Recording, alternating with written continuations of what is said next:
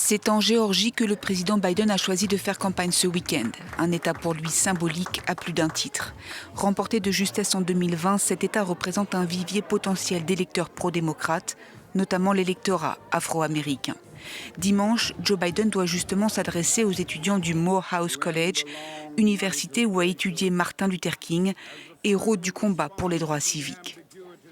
Mais c'est sur un autre terrain que la rhétorique s'est placée samedi, répondant aux invectives de son rival Donald Trump.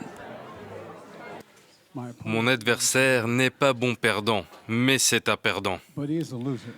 Notre démocratie est réellement en jeu. On lui a demandé que va-t-il se passer, est-ce qu'il accepterait une défaite? Il a répondu que cela dépendra. Ensuite, il a dit que s'il perd, il y aura un bain de sang. Entre deux audiences de son procès pénal qui se tient à New York, c'est auprès de la NRA, la National Rifle Association, que l'ancien président et candidat des Républicains faisait campagne. Devant des milliers de membres de l'organisation, il a une nouvelle fois qualifié Joe Biden de Joe l'escroc.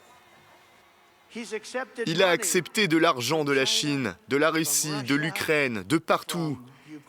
Si c'était un républicain, il aurait été mis sur la chaise électrique. Ils auraient réinstauré la peine de mort. Les États-Unis comptent davantage d'armes individuelles en circulation que d'habitants, une prolifération qui se traduit depuis des années par des tueries meurtrières.